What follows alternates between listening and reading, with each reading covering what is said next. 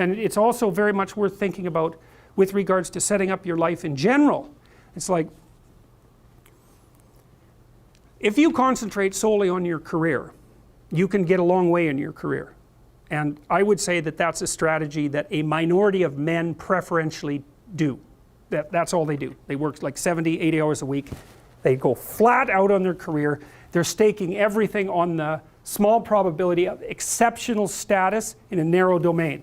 But it's hard on them. They don't have a life. It's very difficult for them to have a family. They don't know how to take any leisure activity. Like, they get very one-dimensional. Now, it may be that that unidimensionality is the price you have to pay to be exceptional at one thing, right? Because if you're going to be something like a genius-level mathematician, and you want to do that for, or a scientist, say, it's like, you're in your lab all the time, you're working 70 hours a week or 80 hours a week, you're smart, you're dedicated, you're unidimensional, and that's how you get to beat all the other people who are doing that. It's the only way. But the problem is, you don't get a life. Now, if you love being a scientist and you have that kind of focus of mind, well, first of all, you're a rare person, and second, you're going to pay for it. But fine, more power to you. But it's a risky business to do that. You sacrifice a lot for it. You know, and I would say most often, if you're speaking about having a healthy life, that isn't what you do. You spread yourself out more. So, you know, you have a family, you have some things that you do outside of work that are meaningful to you and useful. You have a network of friends. Well, those 3 things alone, or 4 things alone, are plenty to keep you well oriented. And then if one of those things collapses, you know, everything doesn't go. Now, the price you pay for that is, the more you strive to optimize that balance, the less likely you are to be fantastically successful at any single one of them. But you might have a very, you know, if you consider your life as a whole, that might be a winning strategy. One of the things Carl Jung said, I really liked this. He thought that men went after perfection and women went after wholeness. So they're different value, they're different, there's something different at the top of the value hierarchy. So perfection would be stake it all on one thing and look for radical success. Not that all men do that, because they don't, but we're talking about extremes, at least with regards to the men that do that. The wholeness idea is more like, well, it's like, I want one thing in my life to be 150%, or I want 5 things in my life to be 80%. Well, there's a lot more richness in a life where you have 5 things operating at 80%, but you're not operating at any of them at 150%.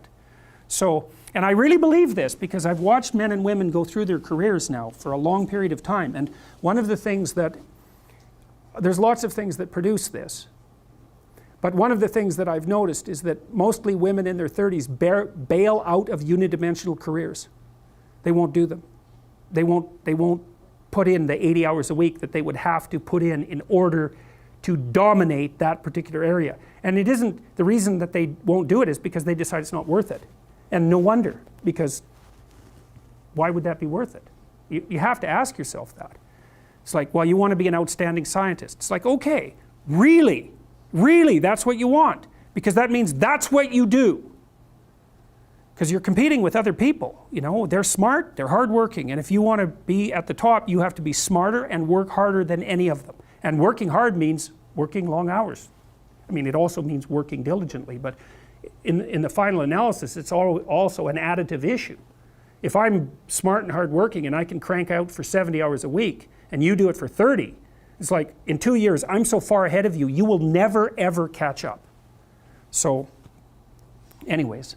And I think partly, maybe part of the reason too that women are oriented that way more than men, I think there's 2 reasons. One is socioeconomic status does not make women more attractive on the mating market, but it does make men more attractive. And the second is women's time frame is compressed, right? Because guys can always say, well, I'll have kids later, and they can say that till they're like 80. Whereas women, it's like, no way, man, you got to get it together by the time you're, let's say 40, but really probably by 35, but definitely by 40, because otherwise it ain't happening. And that's bloody dreadful. Like, the most unhappy people you ever see, no. No. One of the common routes to extreme unhappiness is to want children and not have them. I wouldn't recommend that. You know, you see couples who are in their 30s. 1 couple in 3 over the age of 30 has fertility problems. That's defined as inability to conceive after 1 year of trying. 1 in 3. So it's worth thinking about, because people are very, very unhappy if they want to have kids and then they can't. Man, you're in the medical mill for 10 years if that's what happens to you. So, okay, so anyways, back to this.